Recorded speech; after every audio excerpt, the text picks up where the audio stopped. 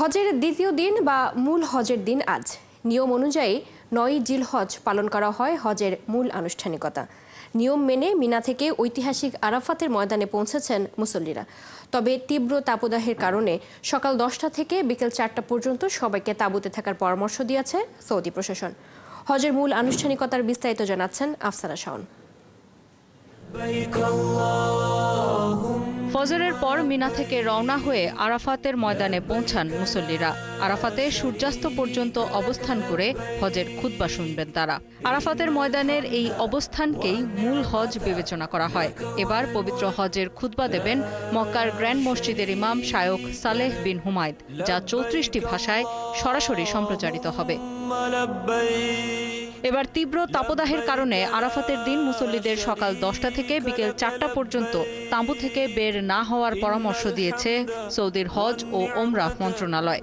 সন্ধ্যায় মাগরিবের নামাজ না পড়ে হজযাত্রীরা মুজদালিফার উদ্দেশ্যে রওনা হবেন। মুজদালিফায় পৌঁছে মাগরিব ও এশার নামাজ এক আজান ও ২ ইকামতে ধারাবাহিকভাবে আদায় করবেন। মুজদালিফায় গিয়ে রাত্রি যাপন শেষে শয়তানকে মারার জন্য পাথর সংগ্রহ করবেন হাজিরা। শয়তানকে মারার জন্য ৭০টি ছোট পাথর সংগ্রহ করতে হয়।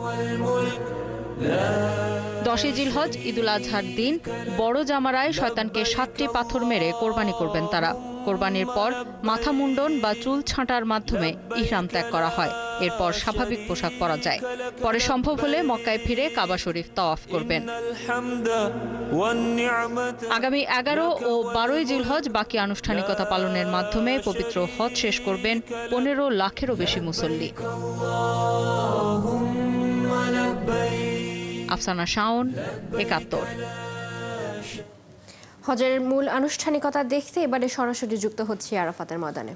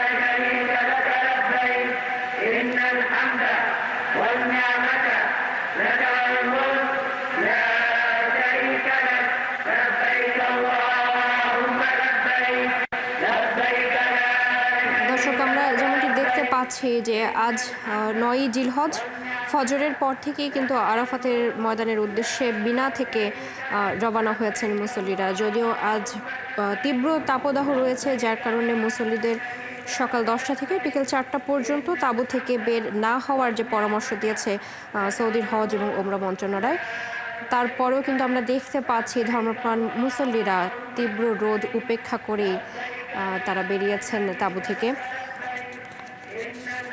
এবং সন্ধ্যায় মাগরিব নামাজ না পড়ে হজযাত্রীরা মুজদালিফার উদ্দেশ্যে রওনা হবেন। সেখানে পৌঁছে এরপরে মাগরিব এবং এশার নামাজ এক আজান এবং ২ ইকামতে ধারাবাহিকভাবে আদায় করে নেবেন।